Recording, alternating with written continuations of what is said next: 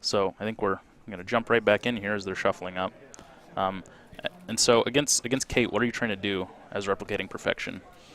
Well, I know that he is playing the standard PvP, Mm-hmm. PPVP Kate, and replicating is just trying to open up those little small scoring windows, because normally, RP is going to have all the time in the world once they get everything set up and gets the taxing, but you just can't tax Kate enough to keep from getting in, right? She goes from 0 to 12 credits and can still make a run in one turn. Right. I mean, it's kind of hard to deal with that, so they're going to have to leverage these very, very small windows and possibly play a little faster than they used to, because Shaper is kind of that late game ID just like RP is. So I think we're going to see a slow setup and then a very exciting end game.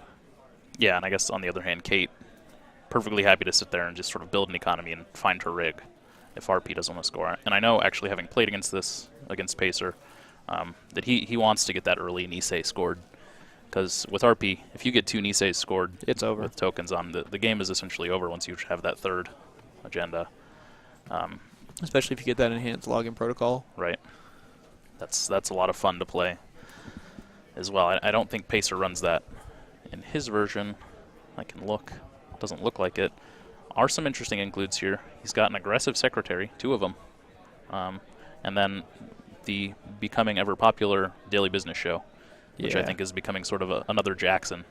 Yeah, I stand that it's kind of, I mean, I don't know if it's completely ubiquitous yet, but for RP it really is, because like I said, they're a slow deck and it helps speed them up and get them into the place they want to be a lot faster, and that's a card that they really need. Yeah. Pacer made the comment to me the other night that at this point, every deck you're playing that's not NBN, you've taken 5 influence out already for the 2-bit daily business shows and 3 Jacksons that you want to run. Yeah. Because it really is such a good card, but it is very dependent on sort of the identity. Yeah, I think Daily Business Show is fine in NBN. Maybe Jackson should have been neutral, although at the time that it came out, NBN was so far behind the other factions that it was just a catch-up. But we'll see here if it pays off for him against the ever-present Kate, who's going to be looking to make maybe some big R&D digs with RDI, legwork. SMC starting out here, trying to put on that early pressure. I mean, the only problem with this early pressure idea against RP is that you know that most of the agendas you steal, you're not going to actually be able to steal. You're going to hit these NAPDs that you may not have enough money for, and more importantly, you're going to hit these future perfects that even when you take it, you still only have a 33% chance of scoring it.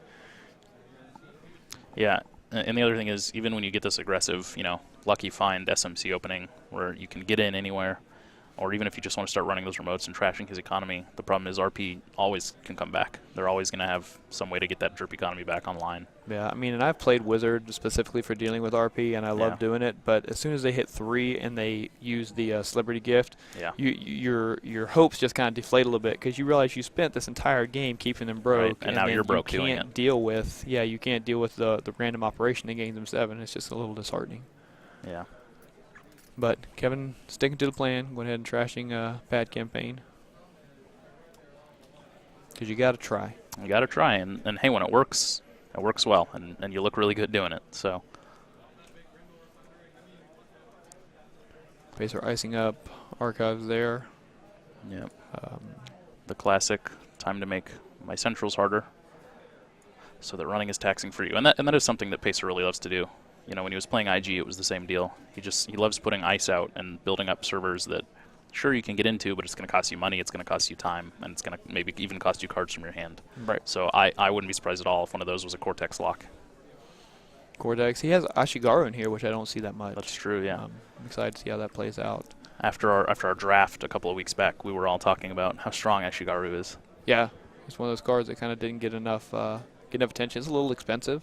Yep. But when it works, man, it works. Because how often is it that the corp goes handless, So the Astrolabe comes out. Apparently Ross excited about something going on in a different game. Lotus Field coming up in front.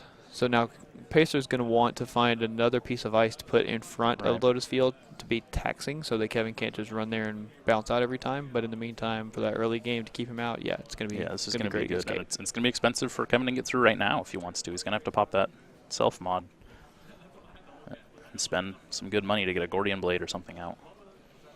And now Kevin was experimenting recently with the Au revoir deck, Oh, which that's right, yeah. I had never played RP. I had tried to avoid playing it. Sure enough, the first time I laid down an RP deck, he sat across from me with this Au revoir deck, and I just kind of sighed. I'm like, my entire ID is useless. Unfortunately, didn't bring it today. Runs into Pacer in round 2. Yep. And he's going in the back of his head, man, I sure wish I had Au revoir right now. Yep.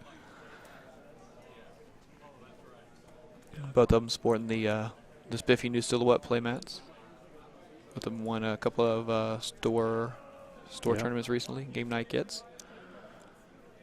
Kevin drawing up here, searching for something, maybe something to make a bigger dig into R&D. Because you can't just make the one card R&D and HQ digs against RP. It's gonna tax you out way too fast. My guess is he's probably looking for there's that, but yeah, economy. So maybe a professional contacts, a Katie Jones, something like that.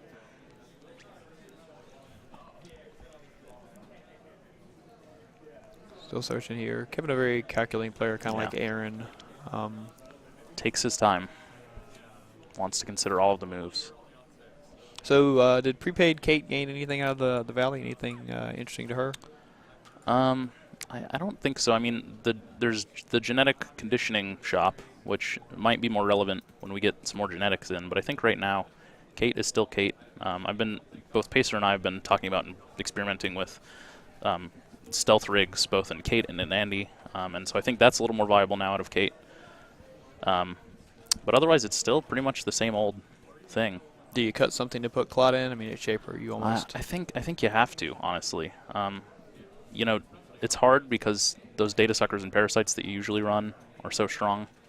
You know, and you're not cutting the corroder, right? For instance. So I think it's a tough cut, but I think it's one you have to make.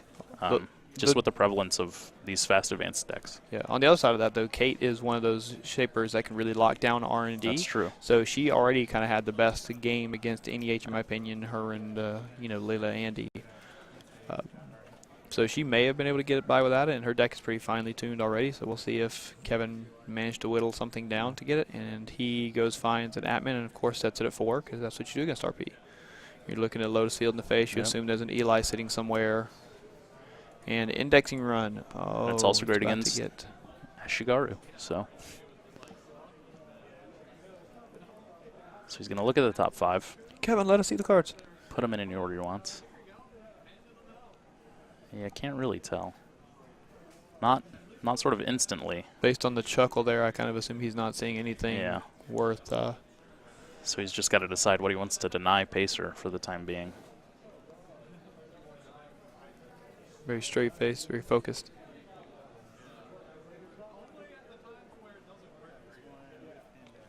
Enemy in here. Oh, look at him. It's very nice. Missed the camera a little bit. But he does see a Caprice. So probably going to run back in there and trash that. On the bottom. I think he left that on top. Oh, okay. Go in and trash it, yep. Yep. There you go, okay. It was on the bottom from the front. Yeah. So that's gone, which is good, but that also means he knows the next couple of turns for Pacer, unless he's got agendas in hand, are going to be pretty safe for him to just build up an economy. He gives him a Jackson for the next draw. That's interesting. Ooh, even more interesting because we see there is an agenda in Pacer's hand, so if he doesn't want it, he can mill it away and be fine. And you want to, I mean, if it's not a Nisi in RP, you really don't want any agendas in that early game.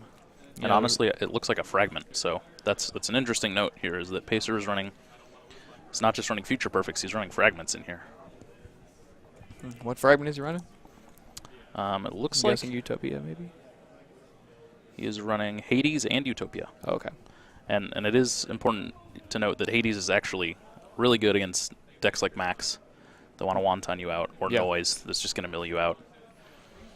Saw him play it last night against Aaron and some test games for our stream, and it saved him the game. I think that's an NAPD in his hand, maybe? Could be. He does have another remote server iced up, so he's probably getting ready to score something. And with Kevin on only 3 money, I think that's Not a bad idea. And he does have Celebrity Gift in hand, actually. So, although at this point, if he wants to score, I don't think he needs to do it. He's got plenty of money. Ooh, and there's the lucky find. So Kevin all of a sudden has more money. Yep. Never know how much Kate's going to have on her turn. Yep.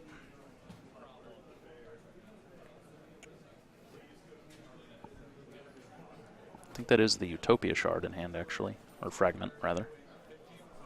Pacer trying to math out what he can do this turn. With all that money on Kate, it is going to be hard to sit behind a single piece of ice and score. So does he want more ice here, or is he just looking to try and get more remotes out? And he needs a little more ice here. I mean, like I said, he doesn't have anything that's going to tax in front of HQ. He's going to tax him a click to run there, but right. Kevin's just going to let it go. I mean, if he can pay the 1 to get by with Atman, he'll get an access off of R&D. So he still needs a little more time. He's not quite there. Looks like that's what he's drawing for, and that'll give him the chance to cycle that Fragment back out. But like I said, there's this very weird window in there with RP and Kate where right. you need, you have that very small mid-game. Pacer installing out in the open. It's a Sundew. For a Sundew, okay. And so he's going to have to discard 1.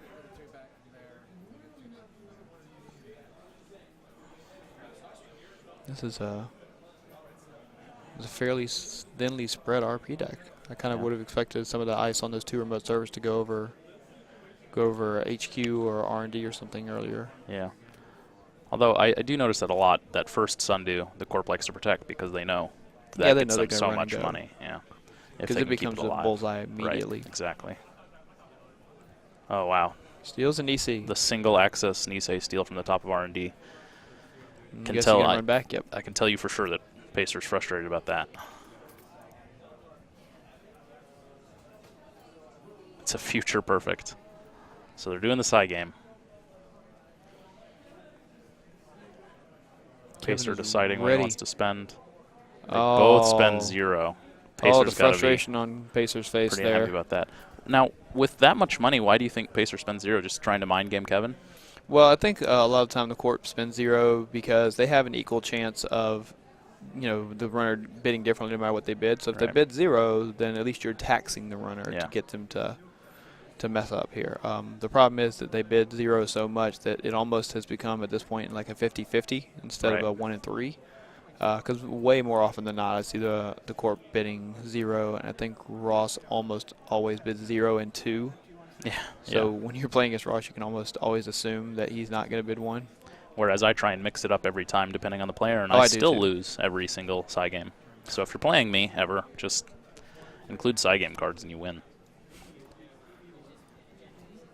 I can speak to how frustrating it is to lose those.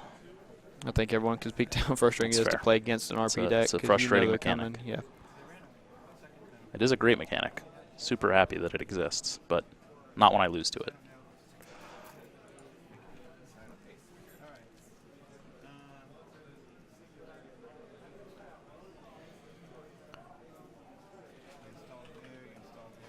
So they're just clarifying the clicks here from Pacer. Yeah. I would say that Kevin has a solid lead here at 5-0, but let's be honest, against RP, there's never really a safe lead. I can count how many times I've gone up 4-0, 5-0 against RP, and then just they lock down the servers, or you get a string of bad side games, and suddenly you're, Kevin runs into the Cortex lock. There it is. But luckily, SMC takes up 2 of his memory. Admin takes 1, but then the Astrolabe is going to give him 1 back, so he's got 2 open right now.